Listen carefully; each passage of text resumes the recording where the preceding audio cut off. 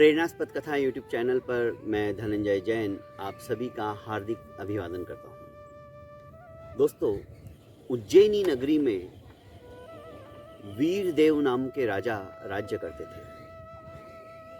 उनकी पत्नी का नाम अर्थात रानी का नाम पद्मावती था।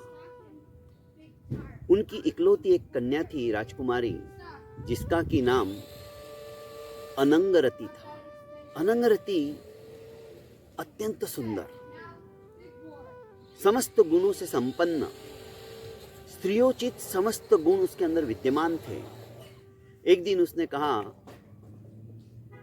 कि पिताश्री, हमारी नगरी के अंदर अभी तक मैंने अच्छी तरह से जो अच्छे अच्छे मंदिर और भ्रमण करने के स्थान हैं मैंने देखे ही नहीं हैं, और मैं चाहती हूँ कि अभी मैं परिपक्व अवस्था में पहुंच गई हूं और विवाह के पूर्व यदि मुझे अपनी नगरी के बारे में ही कुछ ज्ञान ना हो तो कैसे होगा। इसलिए मैं चाहती हूं कि अपनी सखी सहेलियों के साथ और कुछ चुनिंदे सिपाहियों के साथ में मैं अपने राज्य के अंदर भ्रमण करना चाहती हूं। राजा ने कहा, बहुत अच्छी बात है, बाहर जाने के बाद ही तुम्हें पता चलेगा कि हमारे राज्य में क्या चल रहा है क्या नहीं चल रहा है। तुम हमारी इकलौती बेटी हो, और इसके पश्चात, विवाह के पश्चात जो कुछ संभालना है, जिसके साथ तुम्हारा विवाह होगा, वही हमारा इस राज्य का उत्तराधिकारी होगा। तुम सहर्ष जाओ और पता करो हमारे इस राज्य के अंदर कहाँ कुछ कमियां और खामियां तो नहीं है, और उन कमियों को हम कैसे दूर कर सकते हैं, क्योंकि राजा का ये परम कर्तव्य होता है कि अपनी प्रजा हमेशा सुखी रहे।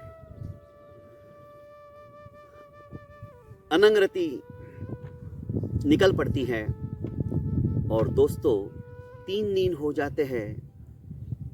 रानी पद्मावती के मन में चिंता की लकीरें खींच उठती है। वो राजा से कहती कि महाराज, आज 3 दिन हो गए पर अनंगरती के कोई समाचार नहीं। महाराज ने कहा, अभी तो 3 ही दिन हुए, वो 7-8 दिन के पश्चात आएगी, और इतना डरने की क्या बात है। अनंगरती अब छोटी नहीं है, वो समस्त विद्याओं के अंदर निपुण है, किसी राजकुमार से कम नहीं है, और तो और वो अकेली भी नहीं है, उसके साथ उसकी सखी सहेलियां हैं। इतना ही नहीं, सिपाही है, सब कुछ उसके साथ है, फिर तुम इतनी अधीर और चिंतित क्यों हो। उसने कहा, मैं मां हूं ना, चिंता होना स्वाभाविक है। इधर अनंगरती जहां पर भी जाती, जिस भी नगर में जाती या जिस गांव की तरफ से जाती, तो वहां के ग्रामवासी और नगरवासी उसको उपहार स्वरूप कुछ ना कुछ भेंट करने के लिए लेकर आते हैं, और धीरे धीरे लाइन सी लग जाती है। अनंगरती भी सबके हाथों से वो उपहार लेती और प्रसन्नता के साथ में उनसे वार्तालाप करती, उनके विचारों से अपने आप को अवगत कराती, उनके विचारों को समझती। उस नगर में, उस गांव में क्या कमियां हैं, क्या खामियां, उन्हें कैसे दूर किया जा सकता है, उनसे विचार विमर्श करती। एक दिन एक गांव के अंदर एक वस्त्रों को निर्माण करने वाला एक व्यक्ति, जो कि बुनकर था, वो राजकुमारी को एक साड़ी लेकर आ गया देने के लिए, और उसने राजकुमारी को साड़ी दी। राजकुमारी देखते ही रह गई। वस्त्र निर्माता के हाथ से वो साड़ी देखकर वो कहने लगी कि तुम कहां से लाए। तो बाजू में जो व्यक्ति था उसने कहा, इन्होंने खुद ने अपने हाथों से बनाई है। अरे वाह, क्या बात है, आप तो कलाकार हो, मैं और भी साड़ियां देखना चाहूंगी। तो ये वस्त्र निर्माता कहने लगा, इसके लिए आपको मेरे घर पे आना पड़ेगा। इसने सहर्ष स्वीकार किया और राजकुमारी वस्त्र निर्माता के घर पर पहुंच गई। वस्त्र निर्माता ने विभिन्न विभिन्न तरह की साड़ियां बताई, एक से बढ़कर एक थी। उसने कहा कि आप एक साड़ी बनाने में कितना समय व्यतीत होता है आपका, और कितना कमा लेते हो। उसने कहा एक साड़ी बनाने में 6-7 दिन लग जाते हैं और कभी कभी 6 महीने भी लग जाते हैं, और लोग मुंह मांगा दाम देते हैं। इतने में एक विदेशी व्यक्ति उन साड़ियों को खरीदने के लिए आया था। उसने सहस्त्र स्वर्ण मुद्राएं उसके सामने रख दी, वस्त्र निर्माता के सामने, और कहा कि ये समस्त स्वर्ण मुद्राएं ले लो और इसके बदले में जितनी साड़ियां मिल सकती है मुझे दे दो। हाँ हाँ, तुम विदेश में जाके इससे डबल कमाई करोगे, दुगुने दाम में बेचोगे। सभी हंस पड़े। वो तो मैं इसीलिए इतनी दूर आया हूँ क्योंकि आपके हाथ में जादू है। राजकुमारी ने भी कहा कि सचमुच में मेरा मन हो रहा है कि मैं यहीं पे रह जाऊं और आपसे ये विद्या सीख लूं, आपसे एक कला सीख लूं। कितनी अद्भुत कला है आपके अंदर। काश मैं यहां रह सकती थी, पर मैं चंद दिनों के लिए आई हूं। इतना कहकर राजकुमारी वहां से आगे की ओर जाती है। आगे की ओर जाती है तो एक व्यक्ति जोर से चिल्लाता है कि राजकुमारी जी आगे मत जाइए, क्योंकि आगे बब्बर शेर का जोड़ा बैठा है। राजकुमारी तनिक रुकी, जो कि घोड़े के ऊपर थी। उसने कहा, तुमने देखा है बब्बर शेर को? उसने कहा, मैंने तो नहीं देखा, पर मेरे मित्र ने देखा है। उसके कंधे के ऊपर एक कबूतर बैठा हुआ था। कबूतर गुटर गू कर रहा था, अर्थात वो उसकी भाषा के अंदर बोल रहा था। बस ये मेरा मित्र है और इसने देखा कि आगे बब्बर शेर बैठे हैं। कबूतर भी बोलने लगा उसी की भाषा में। अरे वाह, तुम तो पक्षियों की भाषा भी जानते हो। हाँ, मैं जानता हूँ। कब सीखे? बस इन लोगों के साथ में जंगल में रहता हूँ तो सवेरे से शाम तक इनकी ची ची और इनकी भाषा सुन सुन के मुझे भी इनकी भाषा बोलना आ गया। वो सामने दिख रही ना चिड़िया, वो सवेरे कह रही थी कि मैं जब चुगा चुगने के लिए गई तो मेरे 4 अंडे थे, अब 3 ही हैं, एक कहाँ गया? अब आप ही बताओ राजकुमारी जी, इसके अंडों का ठेका मैंने ले रखा है क्या? राजकुमारी जोरों से हंस पड़ी। और हाँ, वो जो भैया है, आज उसका पति घरौंदा छोड़ के चला गया। बड़ी मुश्किल से दोपहर तक मैंने उसे समझाया। दरअसल वो किसी और भैया के चक्कर में था, अफेयर था उसका। उसको समझाने के बाद में बड़ी मुश्किल से वापस लाया हूँ और आज वो उन घरों को मैंने टूटने नहीं दिया। अरे वाह, तुम तो बड़े कमाल के आदमी हो। तुम तो पक्षियों की, अलग अलग पक्षियों की भाषा भी जानते हो। काश मुझे भी सिखा दो ना तुम। पर राजकुमारी जी, आप एक दिन में नहीं सीख सकती। इसको सीखने के लिए तुम्हें बरसों लग जाएंगे, मुझे भी लग गए। तो ठीक है ना, मैं जब भी सीखना चाहूंगी, नहीं तो तुम मेरे यहाँ पे आ जाया करो राजमहल में, वहां पे मुझे सिखाया करो। इनकी भाषा तो यहीं रह के सीखना पड़ेगा। तो ठीक है, जब मेरा मन हो जाएगा, पर इच्छा तो है कि मैं यहीं रह जाऊं। ऐसा कहकर राजकुमारी आगे की ओर चल पड़ी, दूसरे रास्ते से, क्योंकि कह दिया था कि इधर बब्बर शेर का जोड़ा बैठा है। मौसम चेंज हो रहा था। जैसे यहाँ न्यूयॉर्क के अंदर धूप तो है, पर कान एकदम से ठंडे हो गए हैं, नाक एकदम से ठंडी हो रही है। मौसम कब चेंज हो जाएगा पता ही नहीं चलता है। आज 8 डिग्री टेम्परेचर है, कल तो 1 डिग्री टेम्परेचर था। पर बोलने में अब मजा आने लग गया है। इस मौसम का भी मैं आदी हो गया हूँ, क्योंकि मुझे तो रोज एक कहानी डालनी है ना, भला उससे मैं छुटकारा कैसे पा सकता हूँ। खैर, अब दूसरे रास्ते से जाने लगे तो मौसम चेंज होते ही राजकुमारी को छींकें आने लगी। एक सहेली ने राजकुमारी के ललाट पे हाथ लगाया तो उसको बुखार था। उसने कहा, यहाँ कोई नजदीक में वैद्य है क्या? अरे राजकुमारी को तो बुखार आ गया है, इनकी तबीयत ठीक नहीं है, जल्दी से हमें किसी राजवैद्य के पास में जाना पड़ेगा। पर यहाँ राजवैद्य गांव में कहाँ मिलेगा? गांव में कोई दूसरा वैद्य है? एक ने कहा कि हाँ, यहाँ नजदीकी वैद्य और बहुत पहुंचे हुए वैद्य है। वो राजकुमारी जी को वहां पर लेके गए। वैद्य राज ने राजकुमारी को आसनस्थ करवाया, शैया पर लिटाया, देखा, उनकी नब्ज टटोली तो बुखार तो था ही। मौसम के कारण से राजकुमारी को उन्होंने थपकी देते हुए कहा कि आप चिंता मत करो, मेरे हाथ का बनाया हुआ जो काढ़ा आप पियोगी ना, 2 घंटे के अंदर अंदर आप एकदम मस्त हो जाओगी, आपकी सुस्ती मिट जाएगी, आप फिर से अलग अलग जगह पर घूम सकती हो। और सचमुच में वैद्यराज ने अलग अलग जड़ी बूटियों को कूट पीस कर एक सुंदर सा काढ़ा बनाया, उसको गर्म किया और राजकुमारी को पिला दिया। और आश्चर्य, राजकुमारी उठकर बैठ गई। जैसे ही राजवैद्य की पदवी के धारक होने के बावजूद भी उन्हें उनकी कोई ज्ञान की, उनकी विचक्षणता की कोई कद्र नहीं थी गांव में कि इनको राजभवन में जाकर राजवैद्य की पदवी दिला दिया जाए, क्योंकि आज तक उन्होंने कई गरीबों का फ्री ऑफ चार्ज उपचार किया था, असहायों की सहायता की थी।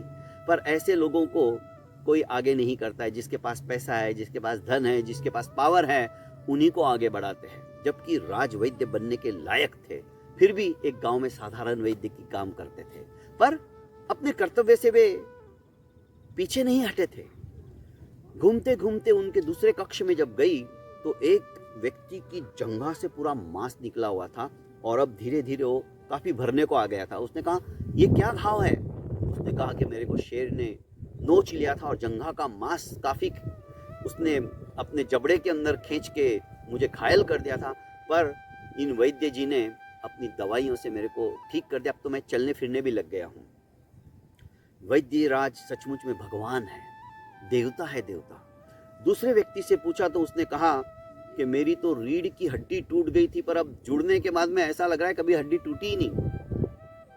तीसरे व्यक्ति के कंठ के अंदर रोग हो गया था तो उसने भी कहा कि ये रोग असाध्य था, पर राज्य वैद्य की वजह से मेरा ये रोग भी समाप्त हो गया।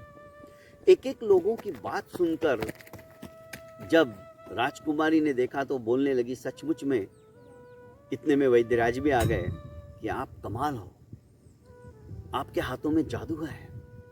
आप दुखियों के दुख को अपना दुख जैसा समझकर दूर करते हो। मेरा भी मन होता है कि बस आपके पास आके सब कुछ छोड़ के, राजभवन को भी छोड़ के मैं इधर ही आ जाऊं और आपकी तरह समाज सेवा करूं। आप मुझे सिखा दोगे क्या? राजवैद्य देखता ही रह गया। खैर, अब राजकुमारी फिर से अपने सखी सहेलियों के साथ और सिपाहियों के साथ में आगे की ओर बढ़ी तो जंगली जानवरों को पकड़ने के लिए शिकारियों ने जगह जगह ऐसे यंत्र लगा के रखे थे, रस्सियों का फंदा लगा के रखा था। जैसे ही पैर राजकुमारी का एक फंदे के अंदर अटका, ऑटोमेटिकली रस्सी खींची जाने लगी और राजकुमारी औंधी ऊपर की तरफ जाने लगी, वृक्ष के डाली की तरफ। राजकुमारी घबराई, चिल्लाई, बचाओ बचाओ की गुहार लगाने लगी। सभी घबरा गए। इतने में एक शूरवीर नवयुवक आया। उसने देखा तो राजकुमारी जिस डाली की तरफ जा रही थी वहां पे खूंखार भयंकर सर्प भी था। एक तरफ उल्टी लटकी हुई, वहां पे भी जान का खतरा, और दूसरी तरफ भयंकर सांप कब डस लेगा बोल नहीं सकते। इस नवयुवक ने तुरंत अपना भाला उस सर्प की दिशा में फेंका और सर्प के फण के ऊपर ही वो लगा और सर्प वहीं घायल हो गया और मर गया। सर्प नीचे आ गया। अब इसने दूसरी रस्सी फेंककर राजकुमारी को डाली की एक साइड लिया। धीरे धीरे डाली के पास आते ही राजकुमारी ने अपने दोनों पैरों में से वो रस्सी हटाई और डाली के ऊपर चढ़ गई, सुरक्षित हो गई। और जैसे ही वो डाली से नीचे जंप मारने के लिए तैयार हुई, इस नवयुवक ने अपने दोनों हथेलियों के अंदर हाथों में उसे कैच कर लिया। राजकुमारी सुरक्षित थी। उसने भूरी भूरी प्रशंसा की और कहा कि तुम सचमुच में बहुत शूरवीर हो। आज यदि तुम नहीं होते तो मेरी जान चली जाती। मैं मृत्यु को सामने देख रही थी, एक तरफ सर्प और दूसरी तरफ इन शिकारियों ने मुझे लटका दिया था ऊपर। कुछ भी हो सकता था। शब्दवेदी बाण चलाकर मुझे मार दिया जाता था, कुछ भी हो सकता था। पर आज तुम्हारी वजह से मेरे को जीवन दान मिला है। सचमुच में तुम वीर हो, शूर हो, पराक्रमी हो और साथ साथ अत्यंत बुद्धिमान भी हो। इधर राजकुमारी अपनी सखी सहेलियों के साथ में सब भ्रमण करने के पश्चात छठे सातवें दिन अपने राजमहल में पहुंची। इंतजार कर रही थी बेसब्री से उसकी माँ पद्मावती। उसने कहा कि बेटा, अच्छा हुआ तुम आ गई। राजा ने भी कहा कि अनंगरती, तुम्हारे जाने के पश्चात कई जगह से अड़ोसी पड़ोसी राजाओं के और राजकुमारों के रिश्ते आने लगे हैं। अब तुम सयानी हो गई हो, हम इंतजार कर रहे थे कि तुम कब रिश्ता तय करें। पर पिताजी, राजा और राजकुमार से मैं विवाह नहीं करना चाहती, क्योंकि इन दिनों में जो मैंने घूम घूम कर अपने ही नगर के अंदर, अपने ही राज्य सीमा के अंदर लोगों को देखा, उनके बीच में रही, तो इन लोगों के अंदर जो मानवता, जो विचक्षणता, जो प्रत्युत्पन्नमति, जो सेवा भावना, ये सब मैंने देखा। जो कलाकारिता एक से बढ़कर एक थी। मैं चाहती हूँ कि इन लोगों के बीच में ही मुझे रहना है, तो क्यों राजा महाराजाओं के और राजकुमारों के चक्कर में मैं पड़ूं। आज तक जैसा हम करते आए हैं वैसा मुझे नहीं करना है, मेरे कुछ विचार अलग है। पिता ने कहा कि बेटा, मैं जानता हूं और मैं समझता हूं कि तुम बहुत बुद्धिमान हो और हमें तो कोई तुम्हारे अलावा संतान है ही नहीं, तो जो जिसके भी साथ तुम्हारा विवाह होगा वही इस राज्य का उत्तराधिकारी भी बनेगा। तो तुम स्वच्छंद हो, तुम्हें खुली छूट है, क्योंकि तुम कभी भी गलत नहीं करोगी। तुम अपना भला बुरा, अपना हित अहित भली भांति से जानती हो। क्यों नहीं तुम स्वयंवर कर लेती हो? जिसके साथ तुम्हारा मन है उसके साथ विवाह कर लो। स्वयंवर की घोषणा किए देता हूं। जो जो हमारे राज्य के अंदर वीर शूर कलाकार, मति से संपन्न, प्रत्युत्पन्न मति के धनी कवि, ऐसे लोगों को आमंत्रित करते जो कुंवारे हैं, उनके साथ तुम विवाह कर लो जो तुम्हें पसंद आए। और नगर के अंदर ही नहीं, पूरे राज्य के अंदर दवंडी पिटवाई गई। दवंडी कहते हैं कि एक घोषणा करवाई गई। एक सैनिक जाता है, ढोल बजाता है और कहता है कि सुनो सुनो सुनो, राजकुमारी स्वयंवर करना चाहती है। जो भी इस नगर के अंदर कुंवारे हैं और जो राजकुमारी को पसंद करते हैं और उससे विवाह की इच्छा रखते हैं, वे सादर आमंत्रित है। राजकुमारी स्वयं अपना वर चुनने वाली है और वो वर जिसको भी चुनेगी वो सौभाग्यशाली रहेगा। पूरे राज्य के अंदर दवंडी पिटाएगी। इन चारों ने भी सुना, अर्थात वस्त्र निर्माता, विविध भाषाओं का जो जानकार था पशु पक्षियों की वो, तीसरा वैद्यराज और चौथा वो शूरवीर। सबसे पहले वरमाला लेकर राजसभा खचाखच भरी हुई थी। इसके हाथ में वरमाला दे दी गई थी और राजा ने घोषणा की कि बेटा, तुम अपना वर स्वयं चुन सकती हो, देखो तुम्हारे लायक कौन है। तो सबसे पहले ये उस वस्त्र निर्माता के पास गई, तनिक सोचा और आगे बढ़ गई। दूसरा नंबर विविध पशु पक्षियों का जो जानकार था, जिसके कंधे पर अभी भी कबूतर बैठा हुआ था, जो गुटुर गूं कर रहा था, उसके पास भी आई, तनिक सोचा और आगे बढ़ गई। वैद्यराज जी के पास आई, कुछ सोचा, आगे बढ़ गई। उस वीर के पास आई, कुछ सोचा और आगे बढ़ गई। अब वो दुविधा में थी कि मैं किसके गले में वरमाला डालूं। इतना सोचने के बावजूद भी तनिक रुक गई। शायद उहापोह में थी कि मेरा निर्णय कहीं गलत ना हो जाए। वेताल ने सम्राट विक्रमादित्य से कहा कि विक्रम, बताओ राजकुमारी किसके गले के अंदर वरमाला डालेगी? कौन योग्य था उसके? क्या वो वस्त्र निर्माता, विविध भाषाओं का जो जानकार है वो, वैद्य जो कि समाज सेवा में जुटा हुआ था, हमेशा परोपकार की भावना से काम करता था, या वो वीर जिसने राजकुमारी की जान बचाई थी? सोच समझ के बताना विक्रम। मैं तुम्हारी बुद्धिमत्ता की परीक्षा ले रहा हूं और आज तक तुम उस परीक्षा में सफल ही होते आए हो, पर यह पेचीदा मामला है, क्या तुम बता पाओगे? विक्रमादित्य ने कहा कि सुन वेताल, राजकुमारी उस शूरवीर पराक्रमी पुरुष के गले में ही माला डालेगी। क्यों? क्या वो तीनों अयोग्य थे? नहीं, योग्य वर सभी थे।